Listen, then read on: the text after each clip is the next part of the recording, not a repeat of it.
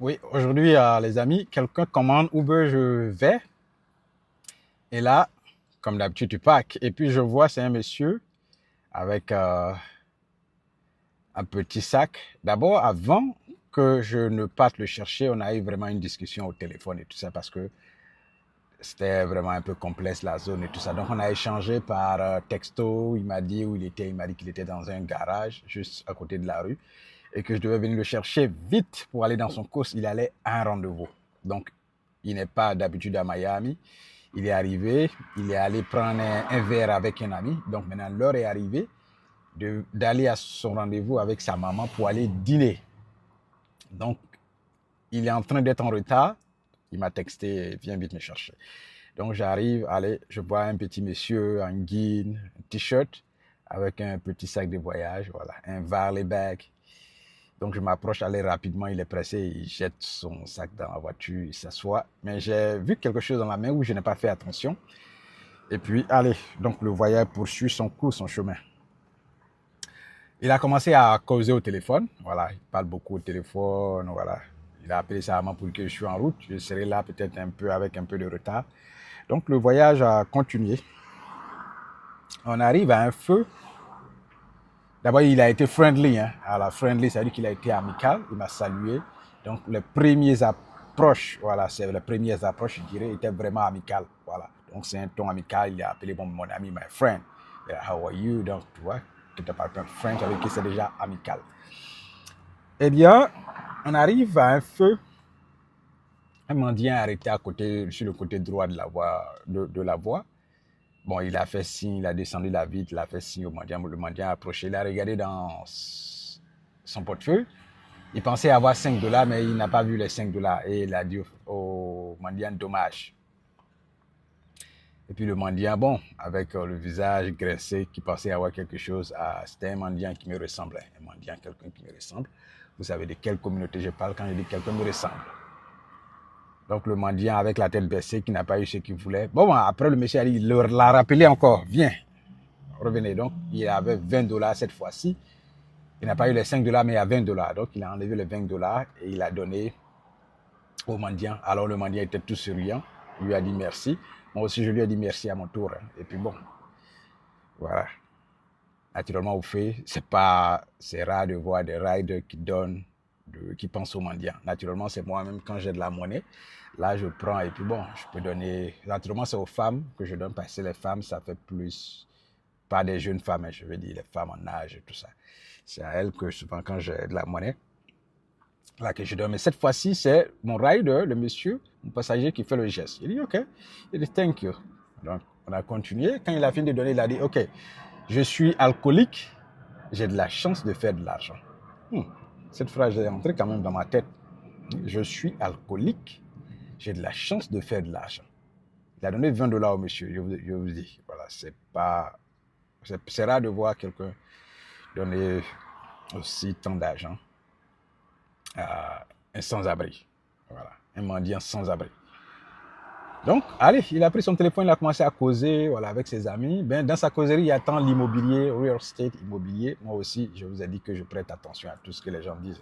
Quand ils rentrent dans ma voiture, je prête attention à tout ce qu'ils disent. Je suis intéressé par l'immobilier. Donc, si tu parles de l'immobilier, ça pourrait m'intéresser. Donc, je pas 10 mots. Il a causé au téléphone. Voilà. I'm going, you know. Ses amis l'ont appelé. Il est là pour un séjour. Il a regardé des propriétaires. Et tout ça, et tout ça, et tout ça. Et puis bon, en cours de route, on était quand même amical de petites causeries de temps en temps. Pas grand, mais un mot. Voilà, il pose une question, un mot. Moi aussi, je pose ma question, un mot.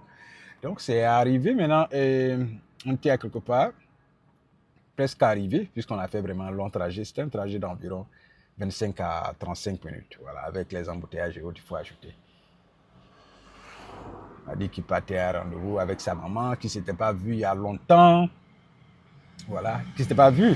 En fait, il y a très longtemps, il m'a dit qu'il habite à New York, et il a un appartement à New York. Voilà, donc c'est là-bas qu'il vit. Donc c'est maintenant que le marché, le boom de l'immobilier, je veux dire, est de la zone.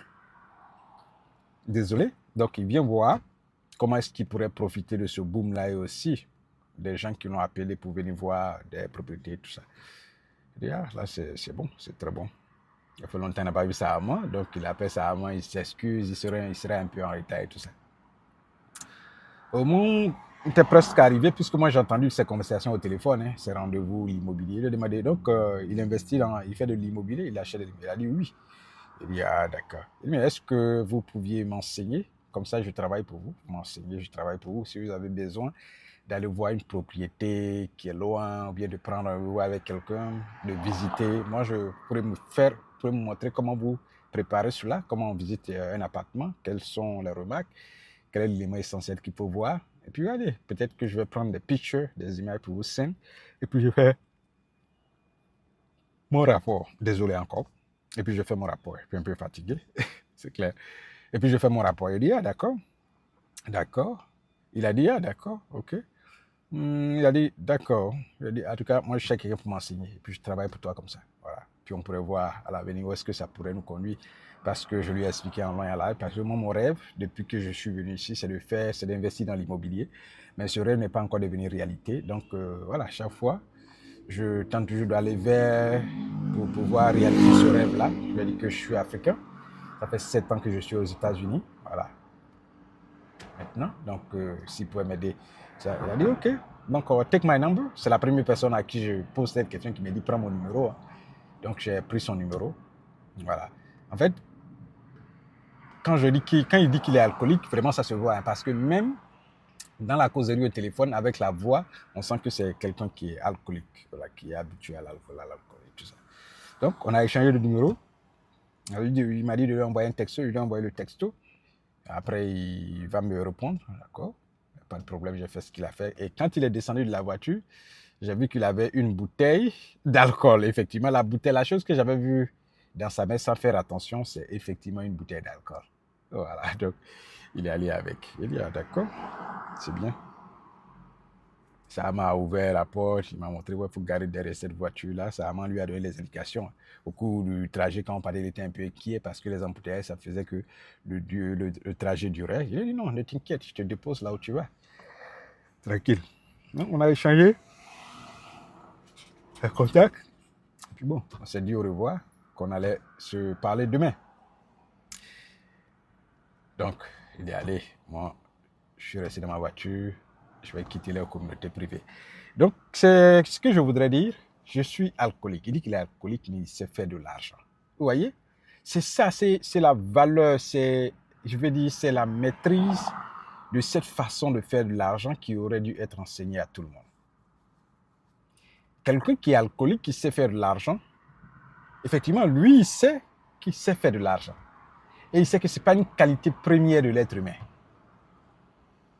Il faut savoir faire des deals, il faut savoir regrouper des personnes pour acheter un bien immobilier. Il dit dans sa spécialité, quelqu'un m'a dit, dans sa spécialité, lui, c'est regrouper l'argent pour acheter le bien. C'est ça sa spécialité. C'est-à-dire que pour regrouper de l'argent, trouver telle personne envoyer de l'argent, il est en collaboration avec des investisseurs. Ça, c'est sa spécialité. Vous voyez comment c'est merveilleux? Il est alcoolique, mais il sait faire de l'argent. Et il sait que c'est une qualité première. Parce que du jour au lendemain, on struggle dans la vie, on n'arrive pas à trouver notre voie, on dandine, on va à gauche, on ne sait même pas si on va à droite, parce qu'on ne sait même pas comment faire de l'argent. Ce qu'on nous a appris à l'école, c'est travailler dur. Va à l'école, aie de bonnes notes, et puis allez, comme Robert Kiyosaki l'a dit, et puis va travailler, va trouver un bon job. Nos mères, nos parents veulent tous qu'on trouve un bon job. Le meilleur job, il faut devenir médecin, pilote, parce que là-bas, ça paye bien. Mais aujourd'hui, si tu demandes à un pilote, tu demandes à un médecin, c'est pas sûr qu'ils pourront vous dire s'ils regrettent d'avoir pris ce métier ou pas. La qualité de savoir faire de l'argent est une qualité première. Et ceci doit être enseigné dans tous nos systèmes éducatifs, que ce soit à l'université, au collège. Ça devait être enseigné. Parce que ça va sauver tellement de personnes et des gens pourront tellement aider des personnes que beaucoup de choses ont changé dans notre société. Lui, il est alcoolique, il sait faire de l'argent. Les gens ne sont pas alcooliques, ils sont lucides, mais ils ne savent pas faire de l'argent. D'autres même en ont eu en masse, mais ils ont tout perdu. Toi et moi, toi qui me regardes, est-ce que toi, tu sais faire de l'argent? Est-ce que moi, je sais faire de l'argent? La question reste posée. Réponds, si tu penses que tu sais faire de l'argent, en combien de temps tu peux arriver à réunir des millions, bien des milliards pour acheter un bien ou pour investir? Est-ce que toi-même tu investis? Est-ce que tu as des biens immobiliers? Est-ce que ton argent prend de la valeur? Est-ce que tu n'achètes pas seulement des dépenses? Tu ne crées pas des dépenses. Savoir faire de l'argent est une qualité. C'est une qualité première qui devait être recherchée. Quelqu'un qui sait faire de l'argent, je dirais, n'a même pas besoin de mettre pied à l'école. Cependant, je ne dis pas de ne pas aller à l'école. Si moi, je n'étais pas allé à l'école, je n'allais pas m'exprimer ainsi. Peut-être que je n'allais pas apprendre ce que je fais. Voilà, c'est parce que je suis allé à l'école que j'arrive à lire, qu'à m'orienter, à voyager, arriver dans un pays qui m'est pas familier, à m'orienter. C'est parce que j'arrive à lire, à décoder les lettres, à savoir où je vais. Et si j'arrive à capter la communication de ces personnes pour savoir qu'ils investissent dans l'immobilier, c'est parce que je suis allé à l'école et que j'ai appris l'anglais. Mais savoir faire de l'argent est une qualité première. C'est vrai, on peut avoir son activité, on peut faire son activité, autre activité, mais nous devons tous apprendre à faire de l'argent. Et apprendre à faire de l'argent, c'est ce qui me pousse à investir dans l'immobilier pour pouvoir aider d'autres personnes. Voilà pourquoi cela fait partie de l'un de mes rêves qui reste encore à réaliser. Savoir faire de l'argent, c'est une qualité. Savoir faire de l'argent en investissant, savoir faire de l'argent en payant des biens immobiliers, ce qui prend de la valeur, savoir faire de l'argent en étant dans un groupe, dans une communauté où des gens peuvent réunir des millions et des milliards en un temps record sur un projet où chacun gagne. C'est ça, savoir faire de l'argent. Partout où tu es, sache que notre système, et même si tu ne sais pas faire de l'argent actuellement, va dehors, il y a des cours, il y a des groupes, il y a des communautés où on apprend l'éducation financière, à faire de l'argent, à créer de la richesse, à devenir libre et indépendant financièrement. Beaucoup d'entre nous sont stuck dans la vie, nous sommes bloqués, on ne sait pas où on va parce que tout simplement, ce qu'on veut faire, on n'a pas les moyens de notre politique, on n'a pas les moyens nécessaires pour pouvoir acquérir ce qu'on veut. Et on se trouve bloqué. Notre rêve, on ne sait pas si on va le réaliser. Et parfois même beaucoup ont oublié leur rêve, comme d'autres qui vont avec leur rêve dans les cimetières. Et lui, le monsieur, il reconnaît qu'il est alcoolique, mais il sait faire de l'argent. Apprenons à faire de l'argent, sachons faire de l'argent. Oui, oui. Pour notre part, on parle d'investir à la bourse. Investir à la bourse est une façon de faire de l'argent, d'apprendre à faire de l'argent et de faire de l'argent. Donc, si tu n'investis pas encore à la bourse, va apprendre. Ton argent, tu investis, ça prend de la valeur. Des années, tu souriras et tu viendras me dire merci si tu n'investis pas encore à la bourse. Et il y a plusieurs contenus sur la chaîne comme ça qui t'apprennent comment ouvrir un compte bourse, comment choisir une bonne LGI. Ces cours-là sont sur notre chaîne. Allez, va apprendre à faire de l'argent. Cours vite, intègre des communautés, va apprendre quelque chose de nouveau pour pouvoir apprendre à faire de l'argent. Être alcoolique, c'est vrai, on se tue à petit feu. Ils reconnaissent cela parce que quand il le dit, ce n'est pas de façon positive. Voilà, c'est parce que c'est quelque chose qui va t'anéantir à petit feu. Je vous ai dit au départ qu'il est maigre, dans la voix on le sent, mais il y a aussi la discipline. Parce que avoir fait de l'argent, même c'est la discipline. Le monsieur alcoolique, c'est vrai, il sait faire de l'argent, mais est-ce qu'il peut arriver à garder, à maîtriser son argent? Est-ce qu'il peut arriver à créer plus? Il m'a dit ça fait pendant plus de 20 ans qu'il n'a pas vu ça. Pendant plus de 20 ans qu'il n'a pas vu ça avant. Ça, c'est des raisons familiales. Je ne me mets pas là-dedans. Mais savoir faire de l'argent est une qualité. Il faut faire, il faut garder, il faut conserver, il faut multiplier. L'alcool, peut-être à la longue terme, ne va pas l'aider. Parce que l'alcool elle-même détruit ta santé. Oui. Abuser détruit ta santé. Et puis, ça va détruire ce que tu es en train d'acquérir à la longue terme. Parce que si tu as de l'argent, que tu es alcoolique, simplement, ça veut dire que tu as un groupe d'amis qui aiment boire. Et tu vas aussi boire, acheter, boire. Voilà. Mais faire de l'argent est une qualité. Quand on fait aussi, il faut une bonne santé, il faut un esprit lucide qui arrive à perpétuer, à garder, à conserver pour des générations futures et aussi enseigner à d'autres personnes. Donc, je te souhaite de savoir faire de l'argent. Je te souhaite d'aller le courir, d'aller apprendre maintenant à faire de l'argent parce que investir à la bourse, serait peut-être ta première étape d'apprendre à faire de l'argent et faire de l'argent. Allez, dis-moi ce que tu penses de ce monsieur. Dis-moi sa vision globale. Et dis-moi si toi aussi tu sais faire de l'argent ou dis-moi si tu ne sais pas faire de l'argent, comment tu vas t'y prendre pour savoir apprendre à faire de l'argent, qui est une des qualités premières qui doit être obligatoire dans tous nos systèmes éducatifs, pour tous nos jeunes et pour toutes les générations, même ceux même qui ne sont pas jeunes, qui n'ont pas appris. Nous devons intégrer un nouveau système. Comment on doit le faire? Dis-moi si tu as un avis, si tu as une idée. Comment intégrer, apprendre à faire de l'argent dans notre système éducatif et comment bâtir le rêve africain, la liberté et l'indépendance financière pour toi et pour ta famille.